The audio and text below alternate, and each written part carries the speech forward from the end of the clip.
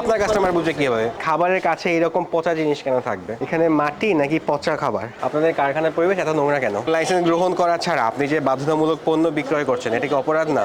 আপনাদের হচ্ছে লাইসেন্সগুলো একটু বের করবেন। কোনো কিছুই নেই ওদের। দুর্গন্ধ। এখানে মাটি নাকি পচা খাবার? না, এগুলো ময়লা ট্রের উপরেই ওদের বিস্কুট বানাচ্ছে। কই মহাজন কোথায়? এখানে যারা বের হয়েছে আপনারা কি ওদেরকে মানে আটকিয়েছেন? ওখানে যায় নাই তো, ওরা মাত্র এখান থেকে আপনাদের সামনে দিয়ে বের হয়ে গিয়েছে, বের হয়ে চলে গেছে ওরা। হ্যাঁ,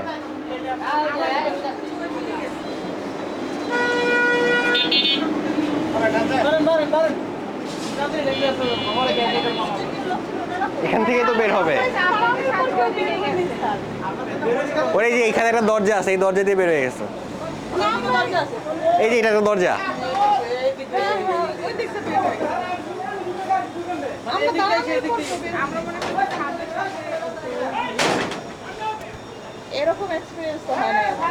ভাগছে, ওরা আসবে না। আপনি ম্যানেজার? আমরা এখানে বিএসটিআই থেকে মোবাইল কোর্টে এসেছি। আমাদের কাছে পুলিশের সদস্য আছে, আমাদের কাছে নির্বাহী বিজ্ঞ ম্যাজিস্ট্রেট আছে। তো আপনার দোকানের লাইসেন্সগুলো আমাদের একটু দেখান। আপনারা যে এত কিছু উৎপাদন করছেন, আপনাদের প্রতিষ্ঠানের নাম কি? ভাই ভাই বেকারি। আচ্ছা,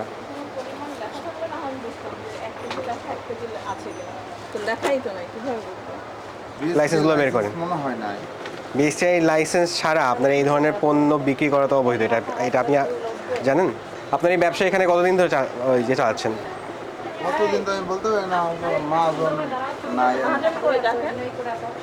মহাজনকে আসতে বলেন।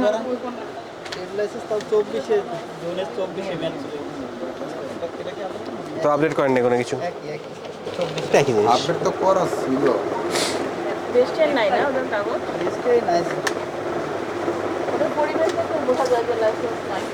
আপনাদের কারখানার পরিবেশ এত নোংরা কেন? নোংরা এটা দেখে বোঝা যাচ্ছে যে এটা কখনোই পরিষ্কার করা হয় না। আপনার ভেতরে একটা স্টোররুমের মতো ব্যবহার করছেন। আপনাদের অবস্থা থেকে বোঝা যাচ্ছে আপনাদের কোন ধরনের হচ্ছে লাইসেন্স নাই। এখন আপনার যদি মহাজন থাকে, মহাজনকে এখনই আসতে বলেন। আপনি 2024-এ আপনি ট্রেড লাইসেন্স করেছেন, এরপর আর কিছু করেননি আপনারা।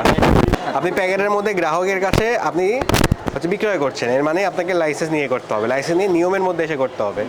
আপনাকে প্রোডাক্টের সব তথ্য আপনাকে জানাতে হবে। আপনার বিস্কুটের ক্ষেত্রেও সেম। আপনার এখানে বিস্কুট কয় ধরনের আছে? আচ্ছা, টোস্ট আছে, সল্ট আছে। আচ্ছা, এটা এটা আমরা বুঝবো কীভাবে? গ্রাহক বুঝবে কীভাবে? আপনার কাস্টমার বুঝবে কীভাবে? প্রতিষ্ঠানের নামই তো নাই, কে করছে? আপনি মালিক? আচ্ছা, আপনার এই বেকারির মালিক আপনি? ভাই ভাই বেকারি। আচ্ছা, আপনার লাইসেন্সগুলো আমরা দেখতে চাচ্ছিলাম, বাট আপনারা কোনো লাইসেন্স আমাকে দেখাতে পারেননি। এই কারখানাটা কদিন ধরে চালাচ্ছেন? এটা আগে আরেকজন চালাইছে। হ্যাঁ, ওনার কাছ থেকে আমরা নিছি। কদিন আগে নিয়েছেন? এখন আমরা চালাইছি পার্টনারে। পার্টনার নিচ্ছ না? আপনার নামটা কি?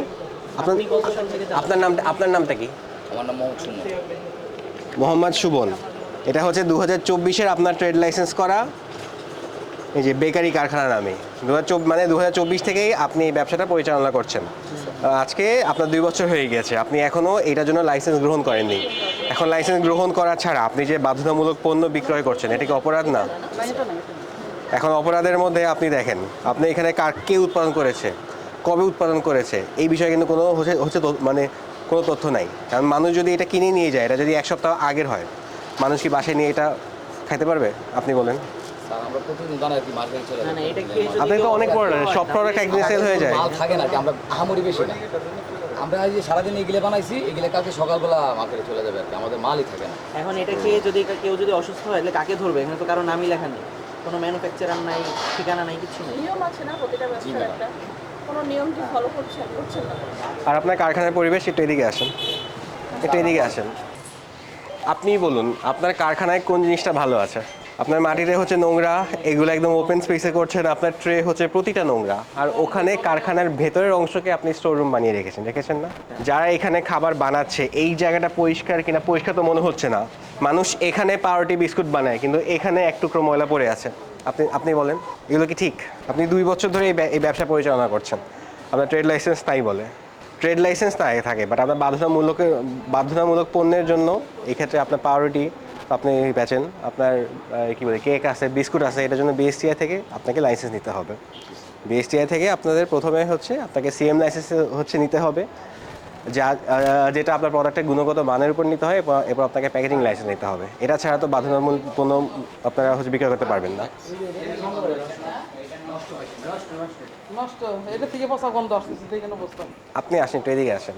খাবারের কাছে এরকম পচা জিনিস কেন থাকবে? টাকানোও যাচ্ছে না এখানে, জায়গার টাকানোও যাচ্ছে না এদিকে। জি না ম্যাডাম, এটা কাজ হয় না, এটাতে কাজই হয় না। টোটাল যে পরিবেশটা এটাই আপনার খাদ্য উৎপাদনের জন্য অযোগ্য।